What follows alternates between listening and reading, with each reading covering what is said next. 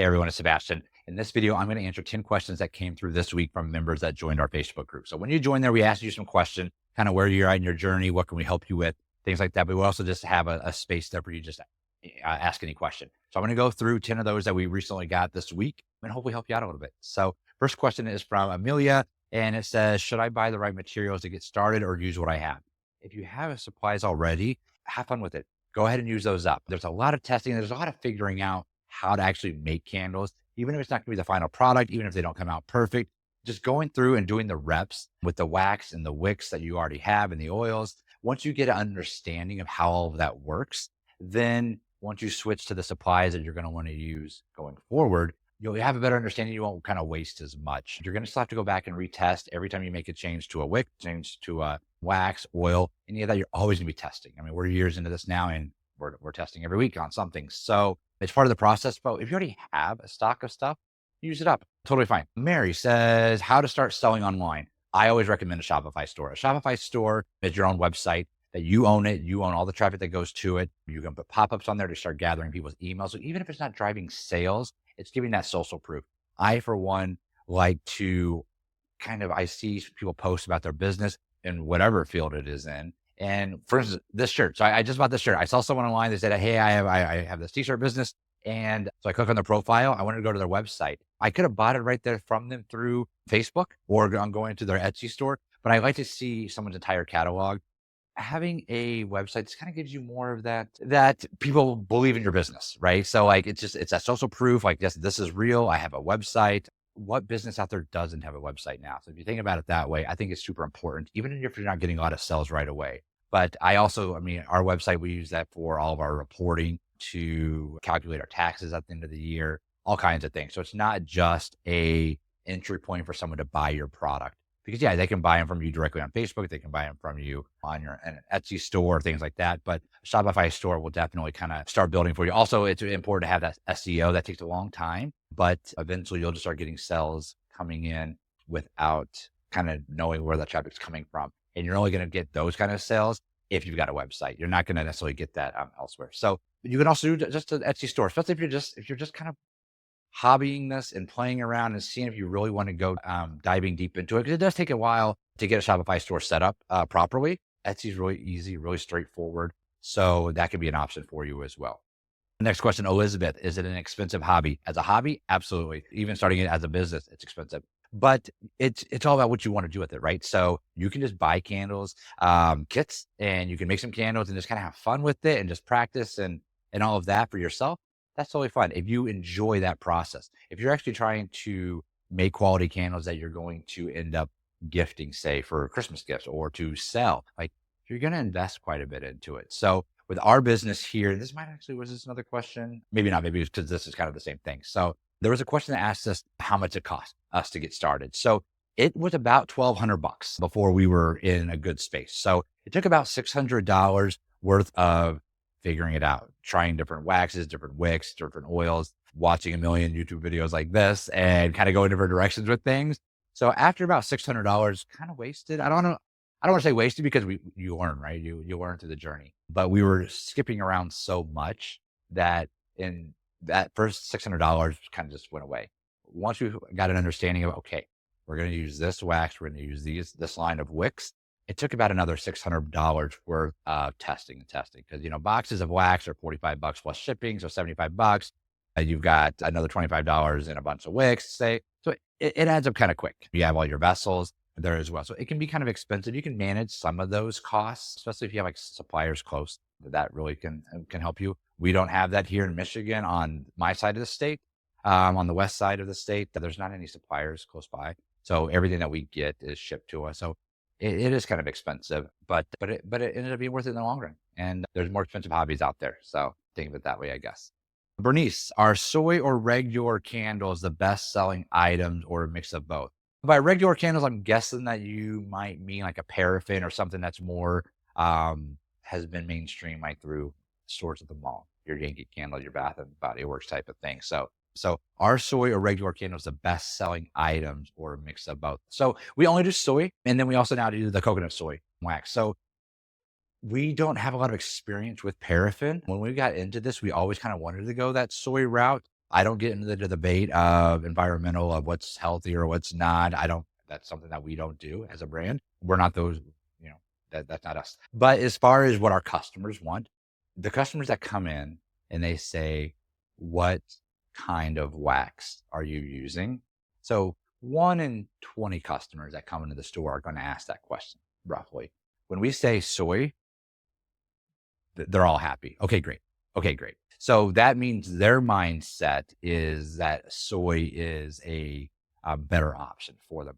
Whether or not it is or not, that's not, like I said, our place. But since the consumer is looking for that, we go down that route and we're happy with it. It's kind of tricky to work with at first, but once you get it, you got it. We've now started doing a lot of things with coconut soy. We're loving that as well for a lot of reasons. But soy is just that it's accessible to anyone. Soy wax is very every supplier carries it.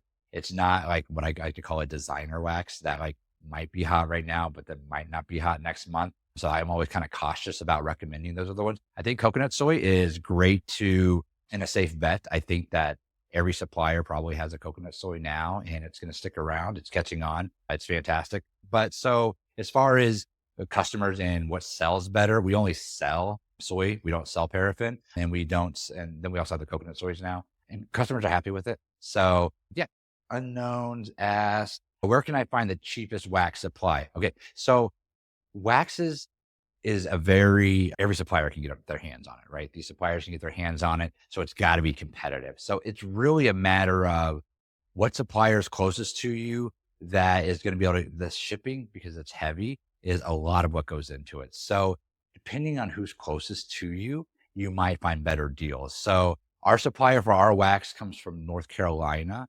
to Michigan.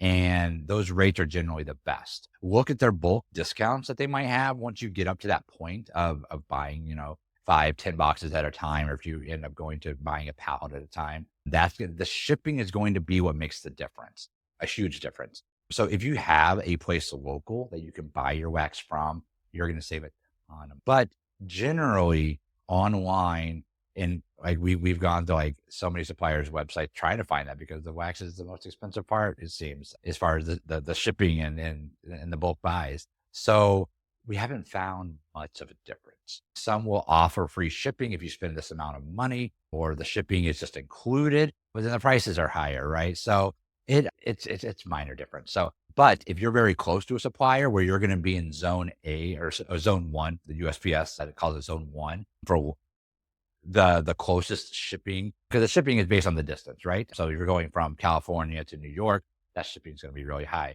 So if you find someone close to you, you're going to be in a lower zone and your shipping is going to be a lot less. Also keep in mind that some of these bigger suppliers now have different warehouses. So for instance, I think Candle Science they have like a Nevada location and a North Carolina location, right? So sometimes if we're buying something and it's coming from one location, the shipping might be different than if it's from the other one. So I'm not saying that as a fact that it definitely is with that, but you'll see where suppliers typically is where they're shipping from. Your shipping can be different. So that is that on the wax. You can also buy wax on Amazon, right? And Prime. The cost for the wax is going to be a lot higher, but it's the Prime shipping. You're going to get it in a couple of days. We started online doing that. After we bought one of those kits, we needed to figure it out and we were determined. So we're like, oh, we have Amazon Prime. It was COVID. Like, oh, let's just order this and we'll get it, tomorrow. And then we can start some more. But realistically, long-term, it's not probably the best option for you once you're making enough to buy more in bulk. Lori asked, is candle making truly profitable? I think so. We're 3 stores now in 2 years, and we've got over 100 wholesale orders, or wholesale accounts, I should say. Yeah, I mean, me and my husband, Chad, that does our boot camp, we love it. We're our own boss. We've got 3 stores. I'm in one of them now, and life's good. It just depends on what you put into it. You get out of it what you put into it. You're your own boss, which is fantastic, but that's also a crutch for a lot of people. So, just think about what direction you want to go with it. But yes, it can be profitable. Absolutely.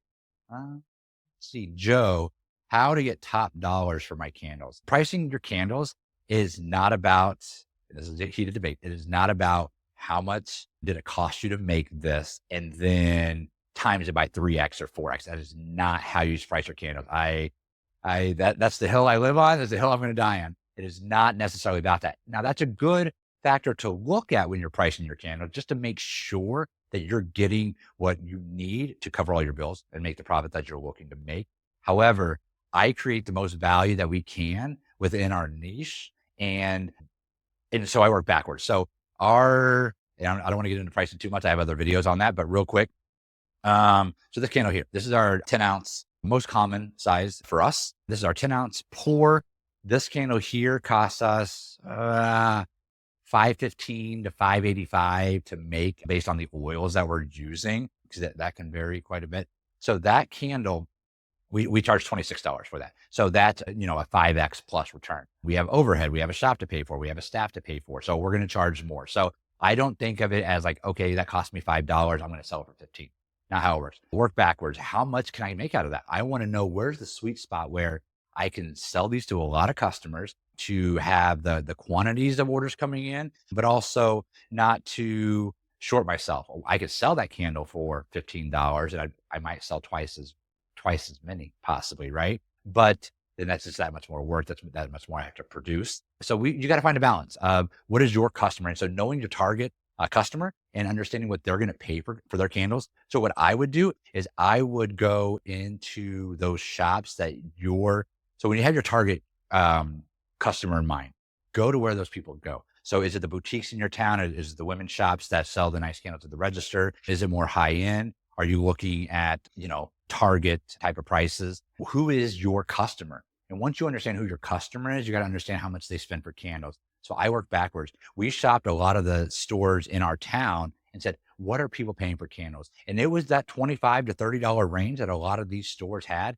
So we took that information and worked backwards. Okay, to make the substantial profit that we need to be successful, and we want to make a candle that we know these people will buy, which is going to be between that $25 and $30, how inexpensive do we have to get our costs down, right? So this candle here, we could put it in a super nice box. We could, I don't want to say class it up, but like we could do more stuff to this and charge a premium for it. But we wanted to stay within that price range that our customers are paying for. So that's why we have this. With that said, we also then have this other candle here. So this is also a 10-ounce pour. So these two, the exact same size pours.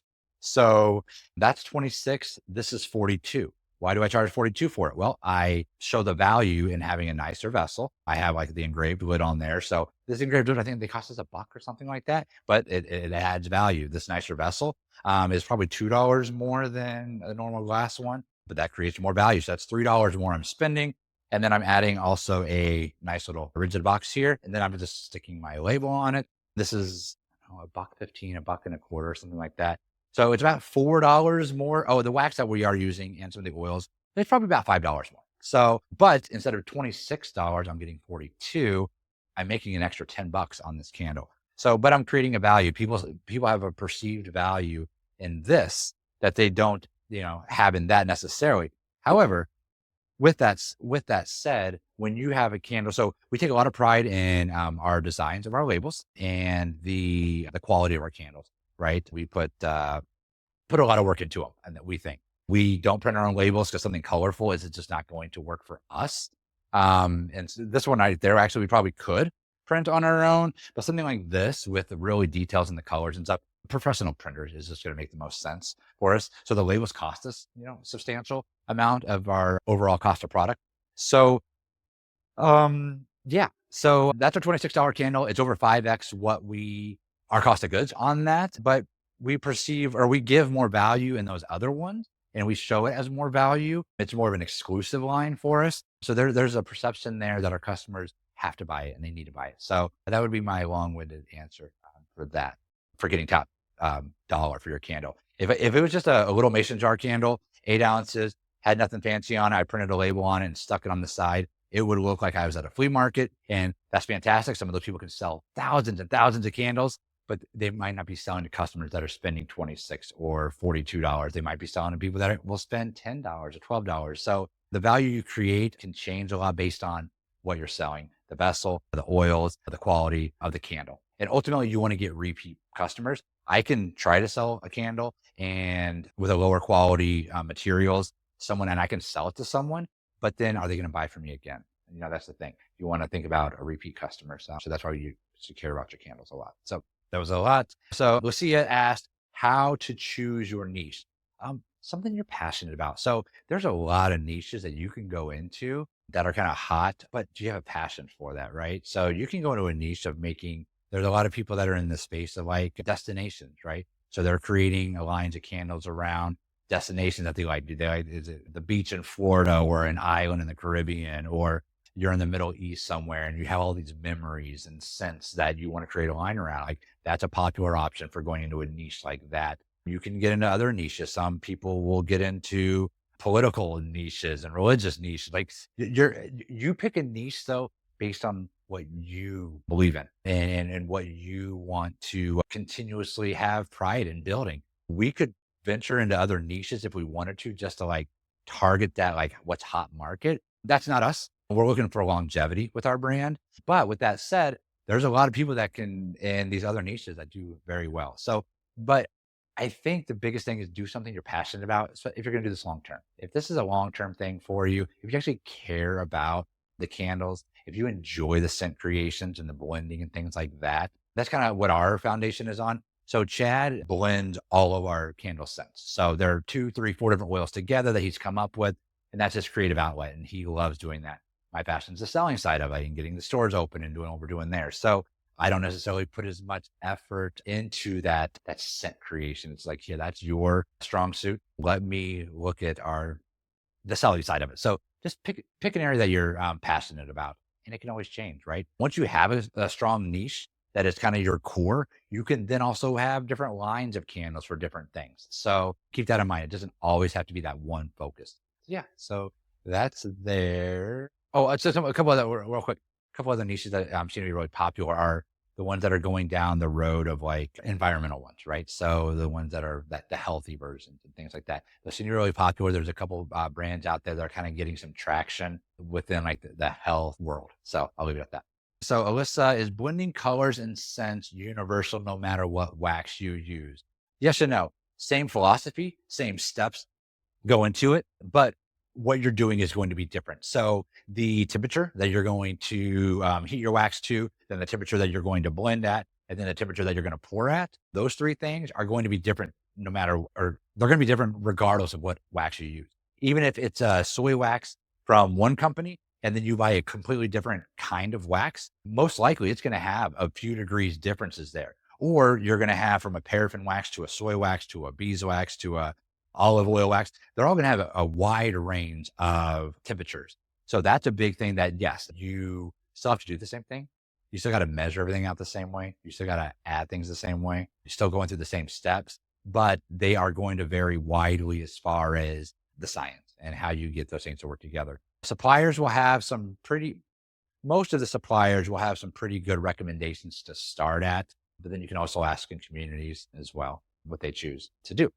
So if you're curious about like what we do for our temperatures and things like that, reach out, let me know. Hop in our community, just ask the question. I can give you a breakdown of all the temperatures that we work with as far as like melting wax, blending the oil in the wax, and then also what we pour at. We can give you that breakdown too. Hop in our Facebook group. There should be a link here below the video somewhere, however this YouTube stuff works. So yeah. Unknown asked, how many waxes did you test before making your final decision? So we bought a candle making kit on, I think it was Candle Sciences. We bought this candle making kit, and those candles, they send you a little pitcher and they send you a little candy thermometer that you got to read the mercury thing on the side. And they send you a couple oils in it. I think the wax was like in a Ziploc bag type of thing, right? It was a nice little kit to get started. We failed miserably at that. They turned out horrible. I'm sure we have some images on our social about those. But so I'm imagining that was probably a soy wax base. I'm not sure exactly what it was. But after that, we bought some 464, and then we bought some 444, and then we bought some coconut. We were trying all of them at first.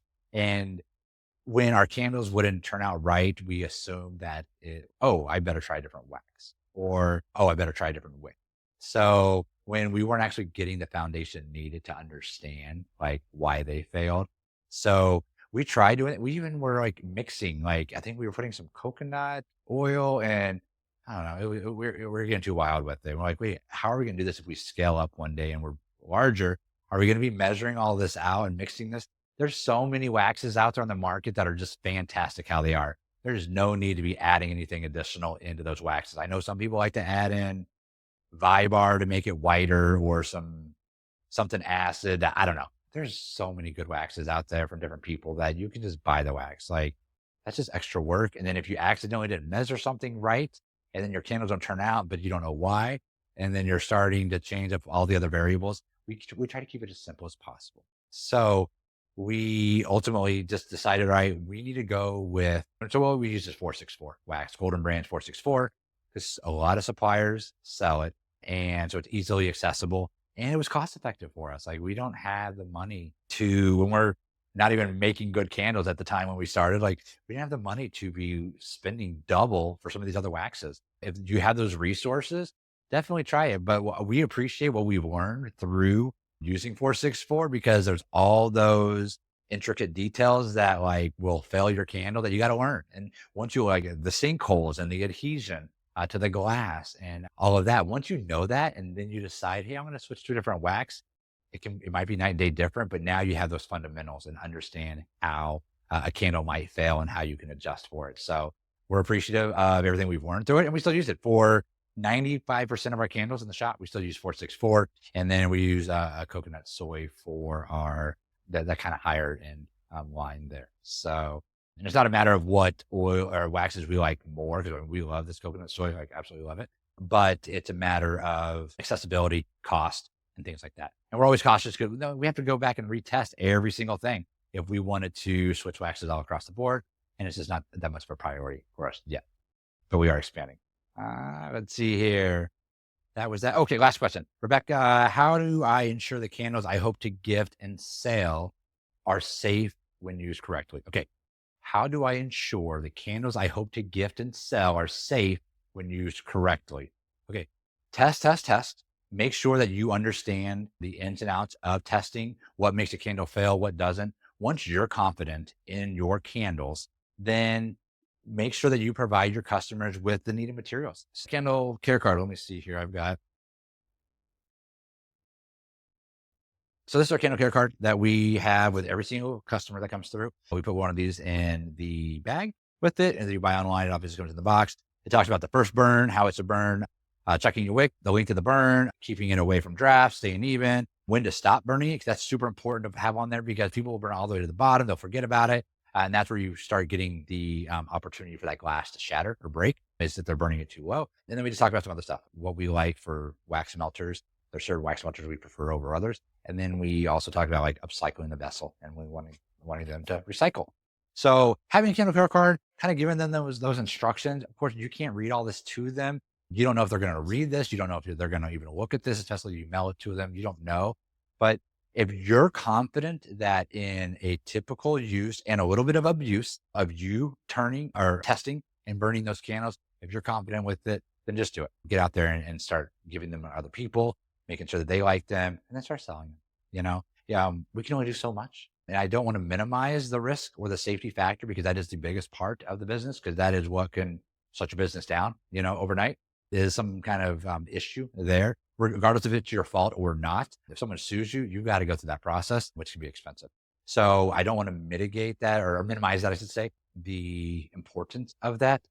But once you get to that point, hey, this is definitely not burning too hot. This is, if anything, it might be a little underwicked or something. It's still giving good hot throw. My customers are going to be happy with that. Then go for it. Just do it. The biggest obstacle, most of us, is ourself and our way. So get through yourself and get them out there. So that's it. That was a lot longer than I anticipated. If you stayed here to the end, thank you. And I will make another one of these very, very soon. So I appreciate that you tuning in. If you follow our channel or subscribe, that's awesome. You'll get these updates as soon as they come out. These are going to be regular now going forward. And then in the description area below, there should be a link to our Facebook community. Come and join us. It's free. We chat. It's a super safe space. Thankfully, we've been in this for 9 months now with our little group, and not a single post of spam that I recall. So that's kind of nice to have that as well. We don't sell any, we don't allow any distasting or anything in there. That's something I never recommend to anyone to buy used supplies. Okay, that's all. That's for another video. Have a great day. Enjoy your weekend and take care. Thank you so much. Bye-bye.